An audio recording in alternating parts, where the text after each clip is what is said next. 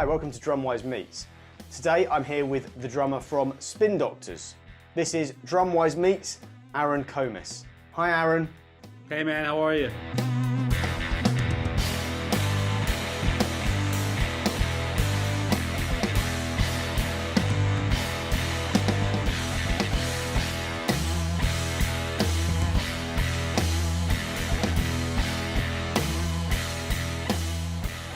So, my first question for you today, what age did you get into drums, and when you first started playing, what bands or artists inspired you? Well, I first started playing drums at the age of 9, and I had played classical piano earlier than that when I was around 5, and right around 9 I decided I wanted to play drums, so I actually just told my parents, I was like, I really want to take some drum lessons. So I really was really lucky. They called the local music store. I grew up in Dallas, Texas, local music store, Brook Mays. And I just lucked into the teacher who was there. His name was Jack Iden. And, my very first lesson, first thing he did was show me how to hold the drumsticks. And the right hand, he was like, hold it like a hammer, match grip. With the left hand, he showed me traditional grip. And that's really the only reason that I play traditional grip, is because that's how I was taught to hold the sticks from day one.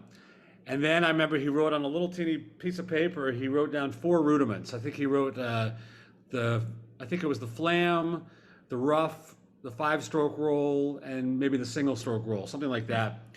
But I spent the first couple years just doing rudiments and reading and working on a practice pad and a snare drum.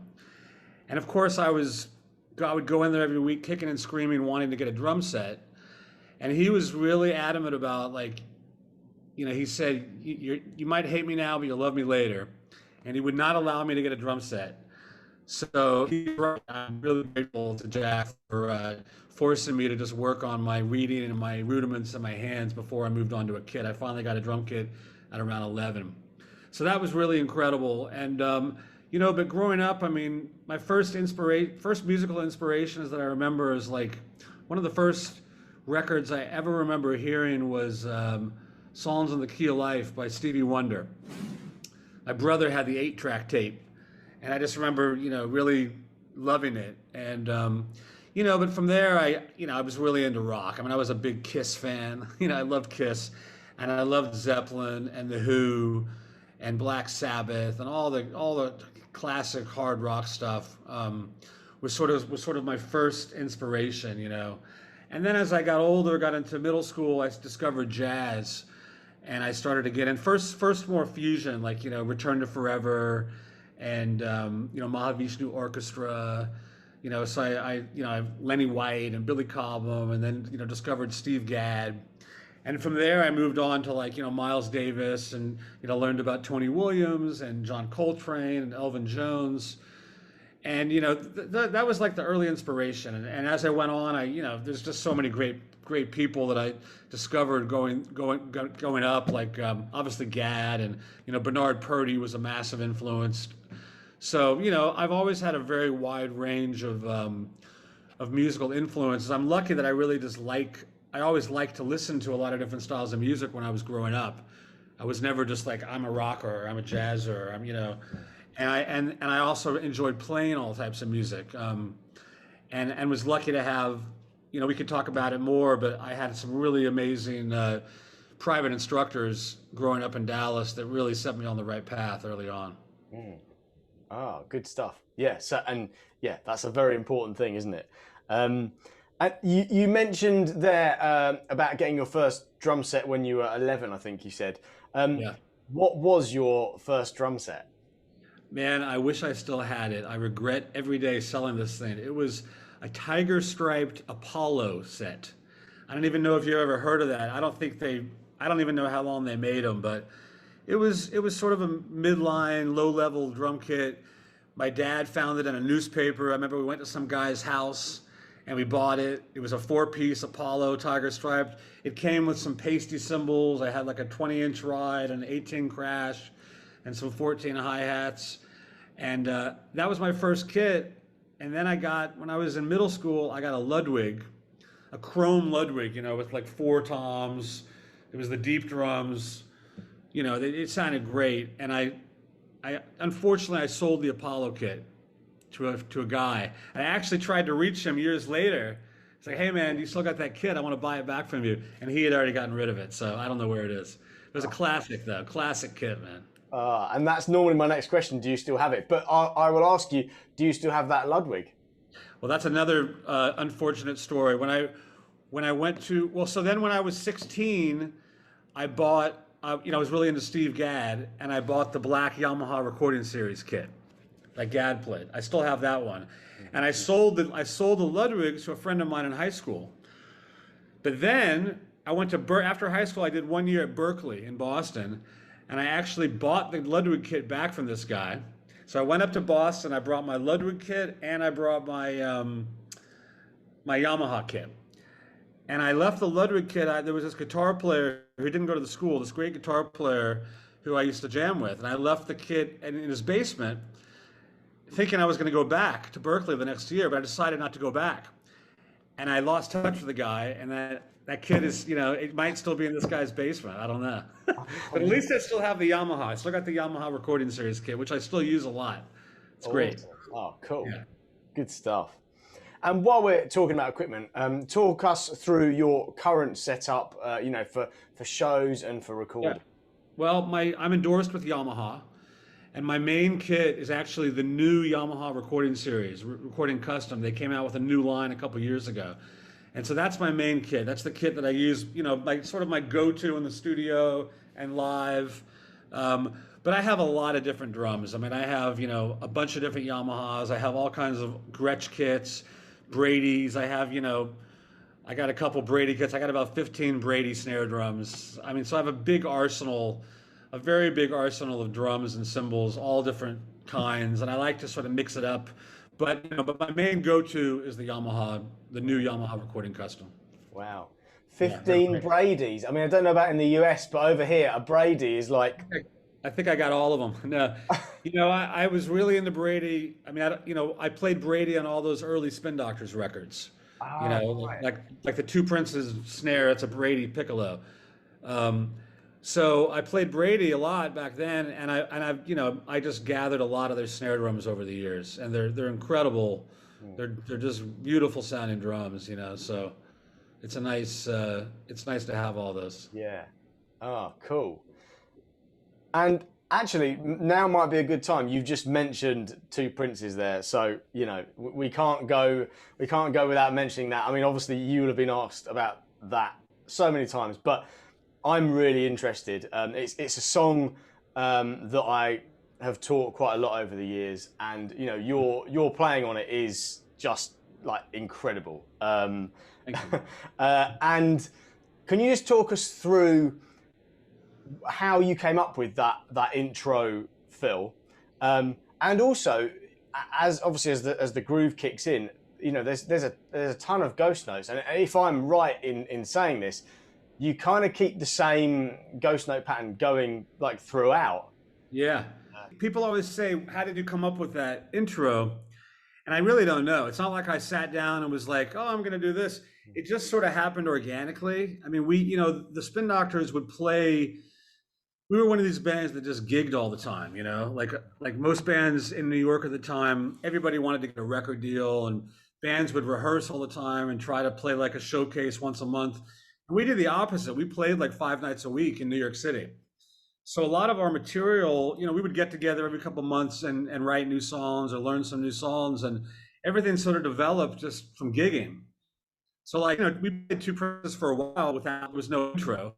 Somewhere along the line, I don't even know. I mean, somehow I came up with the thing, and it just stuck. And I honestly can't pinpoint when or how exactly, but it is sort of I was thinking about it because I do get asked that question a lot, and I'm trying to think of where it came from. And there's a Miles Davis song. I forget that. I think it might be on the Tutu record, where they do this thing. I can't remember the name of the song, but he does it. It's like this funk beat, and then it does this thing. It's different, but so I remember that was like in my head a lot because I was really into that record. It came out a couple, 3-4 years before. It's the only thing I can really pinpoint, and also like studying Latin music. It's the 3/2 clave, So there was that, and also the Bo Diddley beat. So it's sort of a combination. The only thing I can figure is it's sort of a combination of those three things. But basically, you know, it's just a 5-stroke roll off the top, and then another 5-stroke roll in the middle. So the rhythm is just, and then you throw the 5-stroke rolls in.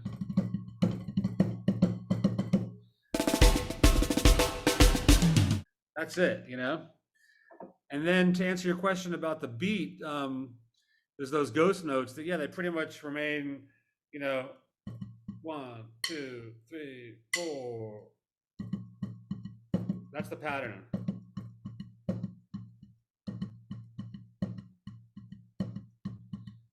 One, two, three, four.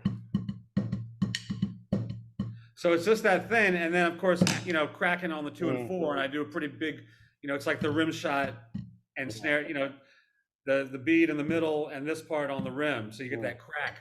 And keeping those ghosts, and I'm doing the ghosts like they're not like super loud, but they're also not super quiet. So they're really they're very much audible. But it's the whole thing was also like I was studying with Bernard Purdy at the time. I just moved to New York. And my first year in New York, you got like a weekly lesson.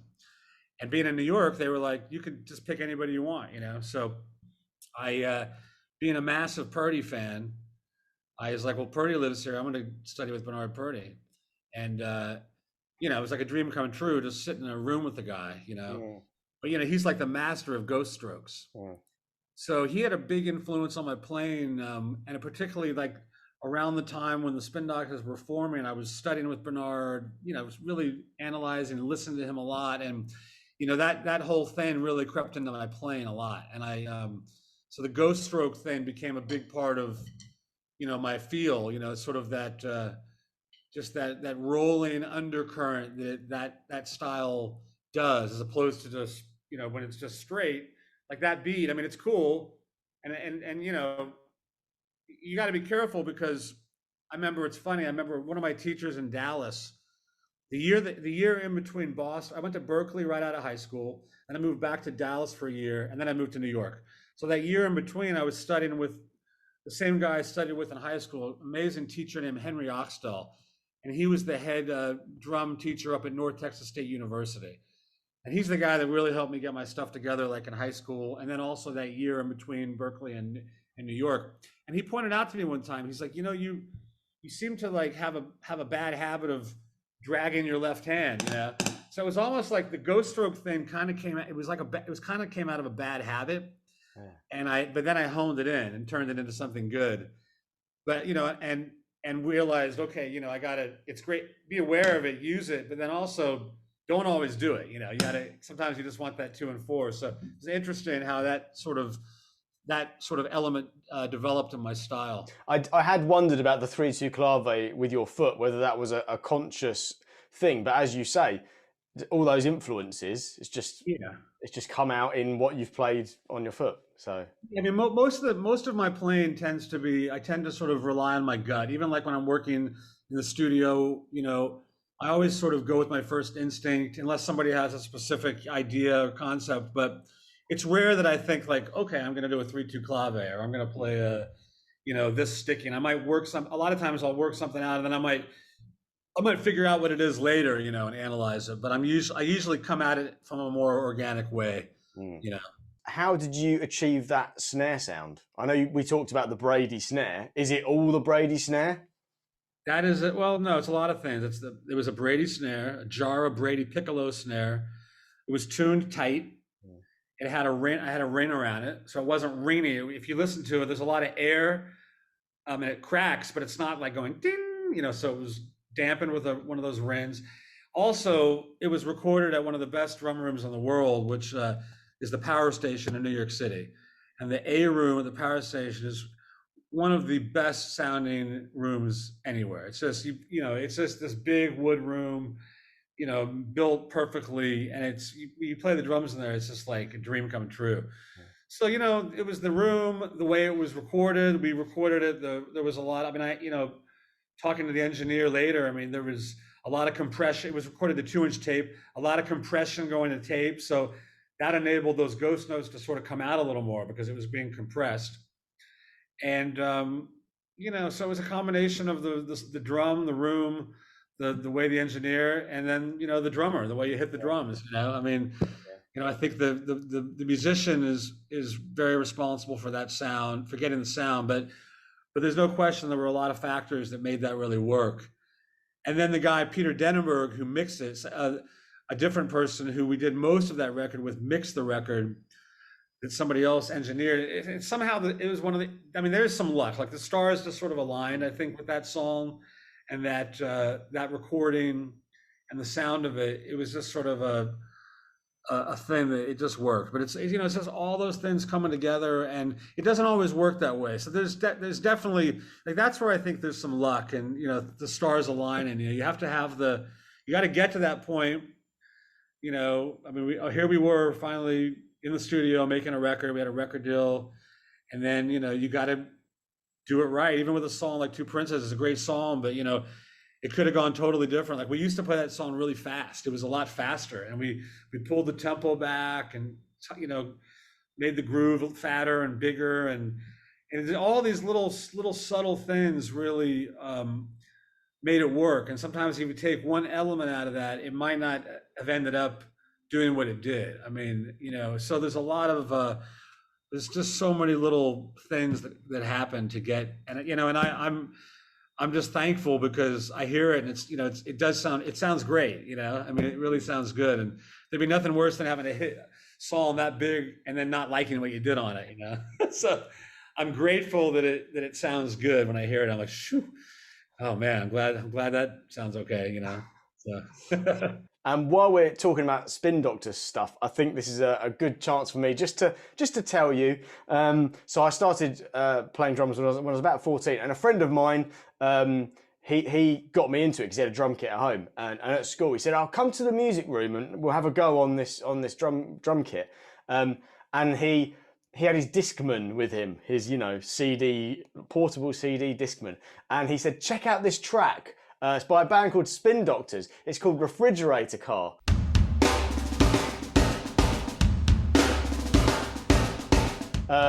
So that was the first one. That was the first thing really that I heard trying to listen to the drums. And it very, very simplified. He said, "Right, try and play this. Dum dum da. Da da da da dum dum da da da da da." No ghost notes, no rolls, and that's the first thing I ever remember playing. Wow, that's a pretty. I mean, that's a not the easiest thing to start off on, like basic, just that dum dum cat cat, just that. That's cool. Well, that's interesting because that's an example. So that's really funny, like how that came about, because I was hanging out with Chris. Chris is the singer in the band, and we're hanging out over at his house one day, and he was just like, "Hey man, we should write a song in 9." He was just random, like, "Let's write a song in 9." So I picked up the guitar and I came up with that guitar riff, that dun dun dun da ga da ga dun ga da ga dun ga ga. So that was the intro. We would just start the song like that, and then we go into the rest of the song. And when we were in the studio making that record, off the cuff, I just started messing around with the idea of like, maybe I'll play that rhythm on the drums as an intro. And I started doing that thing. And Eric, the guitar player, was like, "Hey, that's really cool." And we just sort of worked it out. I started with that, that thing,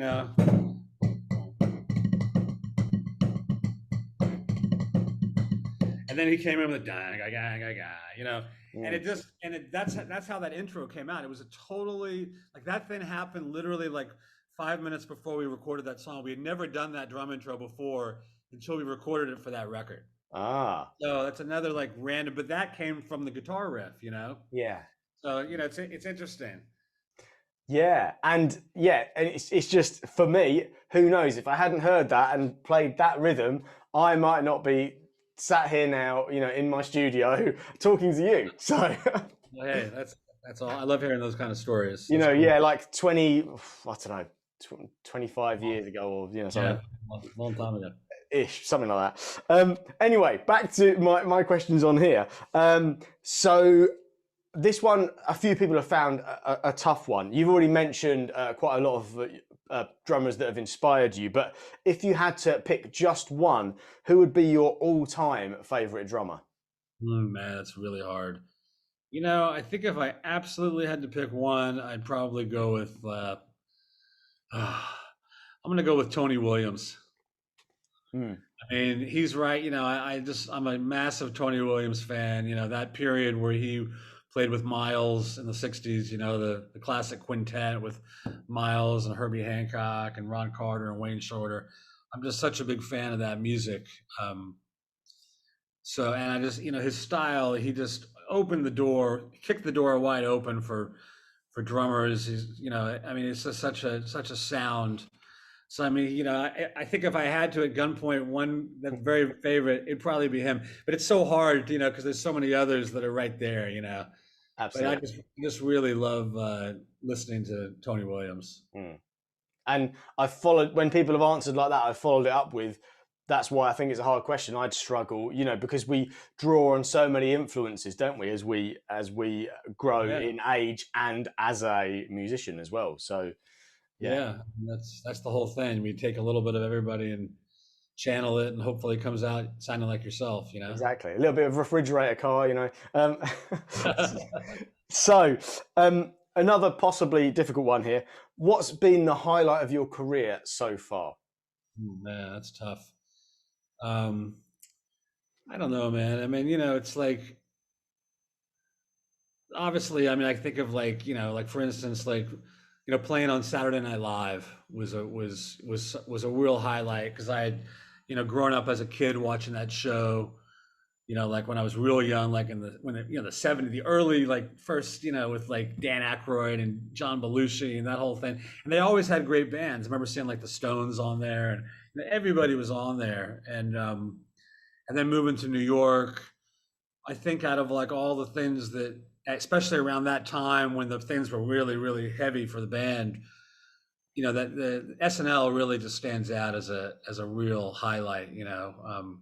But there's been so many great things, and for me, it's like, it's always a highlight. I mean, just trying to like my focus has always been to, try to make good music and try to keep improving and keep growing, and having new opportunities. And I think as a musician, you can't rest on your laurels. Like, I've been lucky to have I had a lot of big success with the band, early on. I was in my 20s, and to have that sort of level of success that early when you're young, it can, as great as it is, it can also screw people up. So I mean, I've always remained very focused on like what's really important, which is playing good music and working at your craft. So I'm very dedicated. I've always been real dedicated since I first started, and I remain just as much. I still try to practice every single day, and I still try. I'm always trying to just grow and improve. And not ever just be like, okay, well, I did that, I can do that forever. That's not me at all. And I'm grateful, real grateful to the Spin Doctors are still going strong, and it's great. In fact, they're in town now. We've been working on some new material, and I'm super grateful.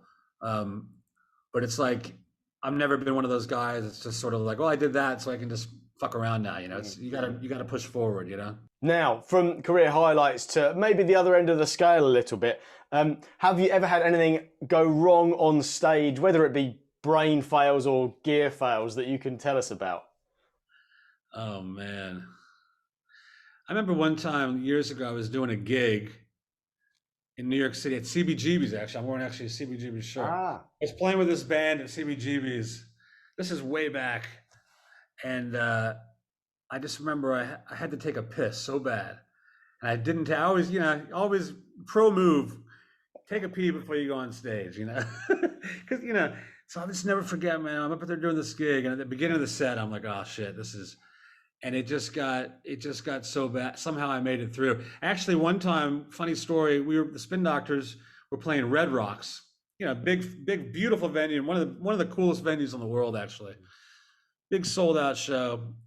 And I don't know why I'm telling this, but the same thing happened. And at this point, I'm like, I'm not gonna I'm not going to do this. I don't care how many people are out there. I got to fucking take a pee. I'm not going to suffer. So I told my tech, I said, go bring a fucking garbage can behind the rock over there or something. I told Eric, I said, play a long intro. I'll be right back. You know, go behind the rock and take care of business. Come back. But, you know, always go before you get on stage.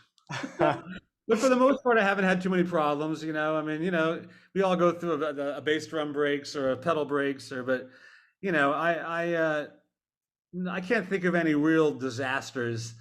You know, I never fell off the seat or fell off the stage or anything like that. You know, so far so good. Oh, awesome! It's funny you should say that because when gigs are on, my main gig here in the UK is a tribute band to Deep Purple and Led Zeppelin, No. and we do loads of theatres all around the country.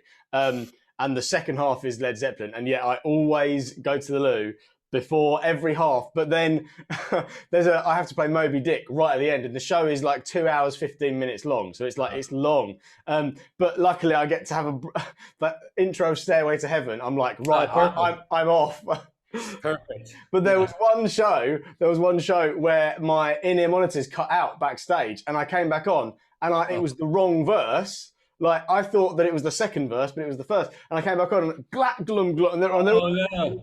What is he doing? Oh shit. That's hilarious. What did you do? Did you keep playing or did you stop? Yeah, we just starved it out. Yeah. Yeah. Oh, that's great. So that's it. Make sure your IEMs work in the loo. Exactly. Also, you got to be careful. You're not. Did you ever hear that story about? I think it was at Phil Collins or somebody. Like everybody was in. They had like the in-ears on and they had like microphones hooked up, and like I guess they were still on, and like he went out of the room or something, and they started talking shit about him, and he's like they didn't know he could hear. Like he leaves, they're talking about him bad, and he could hear it. You know, they're all fucking busted. I think he fired everybody or something. Oh, yeah, that's brilliant. So never talk shit. Exactly. So, putting my drum teacher hat on for a minute here, just about notation and so on.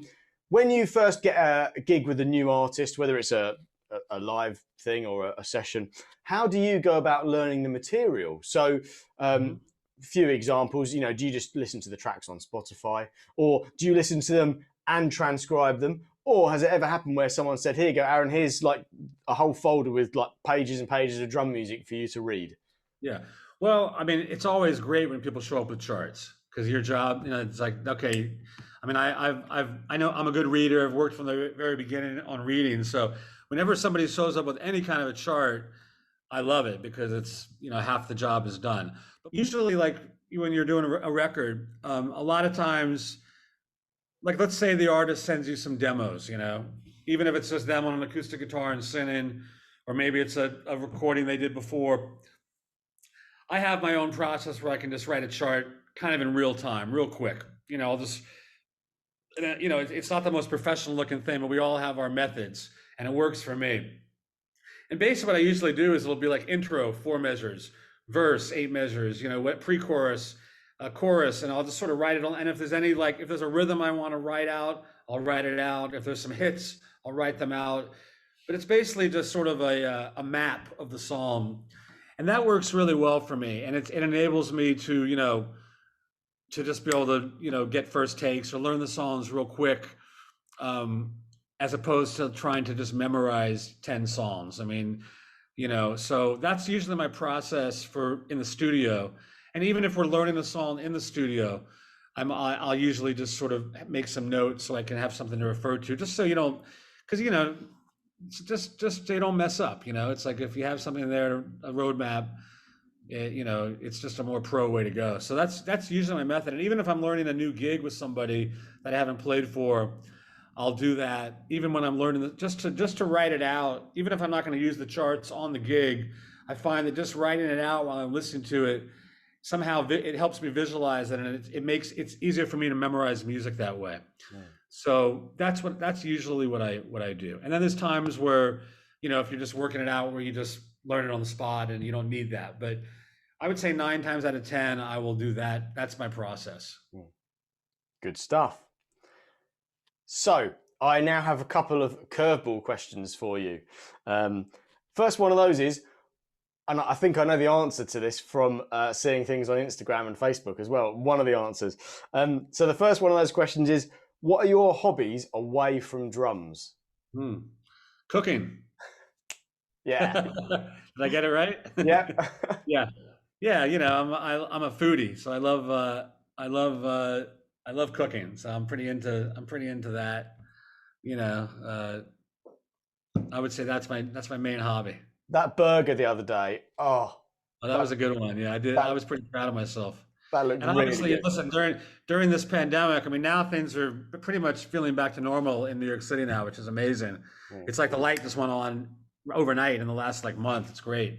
But the last year, we're all going through it. We all spent a lot of time at home, so there's a lot of cooking going on around here. Yeah. Excellent. Yeah. And talking about food, then hopefully you've got a good answer for this next question. This is the most anticipated question of the whole DrumWise Meets interview series. Everyone's been talking about this one. So, what's your favorite cookie? Wow, wow, it's funny. I'm not like I don't have a massive sweet tooth. Mm. Like I think like just a good chocolate chip cookie, but like I like not I don't like those big thick ones when they're like a cake. Like I like a nice thin crispy chocolate chip cookie. Mm. So, do you? Even better, a white chocolate chip cookie. How about that? Oh, yeah, Yeah, yeah, yeah, yeah. that would be my go-to. But I don't bake. I Ah, never. My girlfriend will do that sometimes, but I do not bake. It's just oh, not my thing. It's not yeah. my thing. Ah, okay. And so, if you had your white chocolate chip cookie, would you ever dunk it? I would dip it in some vanilla ice cream. Oh, I now. would probably like a nice warm cookie with a scoop of vanilla ice cream. See, we've not had that answer so far. Out of nearly Yeah, 100 interviews, that one, wow, yeah. I like that. A Yeah. little vanilla. I mean, also, a nice cup of coffee. It's nothing wrong with a great cookie and a coffee is great, but I like a nice scoop of vanilla ice cream, man, with my fresh warm cookie. Nice. I like it. Yeah, maybe a little cognac or something, or armagnac or something, Awesome. So, on to my last question. If you could give one piece of advice to your younger self when you first started playing, or when you first started taking drums more seriously, what would that advice be? Wow, that's tough. I think I gotta say, man, I feel really fortunate that I had so many, you know, great teachers that gave me such good advice. And I also have an older brother who was a musician, so I got to play music with him and his friends. So I was really lucky. I was always sort of the young guy playing with musicians that were better than me and having instructors that were giving me good advice. So like I feel so fortunate that people told me the things that I always tell young drummers, which is, keep an open mind, listen to all kinds of music, be really versatile. Even if you have even if there's one area you want to go into, don't be one dimensional. You want to like spread your wings and do as much as you can, because even if you just want to be a rock drummer, if you have those other styles in your back pocket, it's gonna make you better at that. In my case, I've always just sort of wanted to do everything, but I'm lucky that like I had people give me this incredible advice when I was younger. I mean, obviously that I'm sure you could always practice harder, you could always do things differently, but I'm really really grateful for sort of my early childhood, musical education. It was just a there was a really good music program in the schools in Texas at the time, as well as having great instructors. So, I know I'm supposed to be telling this to myself, but hopefully if anybody young listens, it's just like take the advice that was given to me, which is like, you know, be really open-minded and listen to things. Don't put down other musicians. Don't ever think you're better than somebody else, because you might think you're better than that next guy. All it takes is one summer, somebody comes back and they're like a different musician. You know what I mean? I've seen it happen. You can, especially when you're young. I mean, you can change your playing in like a summer. And also just that, and this goes to to anybody at any age is like, there's no shortcut. You know, you have to really work at it really hard, and that never goes away. There's not a lot of luck involved. I mean, you know, there is luck, but you know, I remember my teacher always said to me, you know, the harder you work, the luckier you're going to get. You Mm. know, and I really, that always stuck with me, because chances are if you see somebody that's doing well, a lot of people might be, oh, that guy's so lucky, and there might be some luck involved, meeting the right people. I definitely feel like, you know, in my career, certain stars have aligned that put me in the right situation, but you got to be ready when that opportunity presents itself. So you got to do your homework, man, you know, forever, but especially when you have the time, like when you're young. I mean, I'm sure you teach a lot of young students, and, you know, you don't always have that time when you get older because you're out there working, you know. So when you have those years where you can spend 8 hours a day, like in the summertime, I mean, that will go a very, very long way. I think there's no way around, like, at some point you have to do that, you know. So, Mm. you know. Yeah. Great answer. I love it. And I'm saying that I'm starting to feel like a really old git now, because I'm starting to say that to my young students when I'm like, so have you practiced that thing from last week? They're like, no, I've just not had time. And I'm like, wait a minute. I've got 2 young kids now. Like, I now know what not having time is. Like, you have Exactly. no idea. Yeah, exactly. Well, and you know, I know it's hard when you're in school too, you know, you're doing homework, but there's always those opportunities, like there's you know, you got to put in the time after school. And then when you have summer, man, summer's the time to hit the shed. And then especially I think, like, I mean, I always practiced a lot and I played a lot all through school because I was lucky. I went to an arts high school. So I was doing like big band and small group half the day at school. So I was playing 2 or 3 hours at my school, you know, which was amazing. But like, you know, when I went to Berkeley, you know, I think like when you graduate high school and you're like 18, whether or not you go to college or whatever it is you do, like those are the years where you have to do the 10 hours a day. I mean, like that year I went to Berkeley, it was like 8 to 10 hours in the practice room every day. And then like jamming with people at night. So it was like, you know, we're literally playing 10 hours a day, you know, and it's like, if you do that for a couple of years and it's real focused, I mean, you will really see a lot of results. And there's not a lot of drummers. I mean, there's exceptions to the rule, but like I know when I think about all my own like sort of drumming heroes, you know, if you talk to them or you read articles about them, you know, almost all of them say that at some point they did practice 10 hours a day at some point.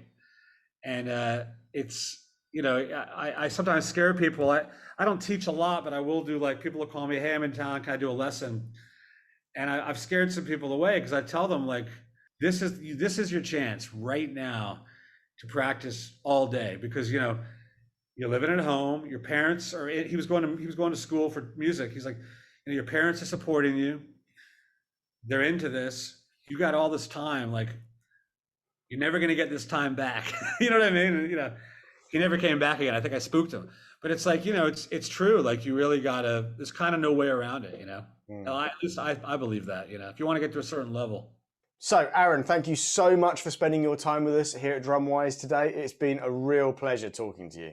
Thanks for the great interview, and I hope to meet you over there in the UK sometime.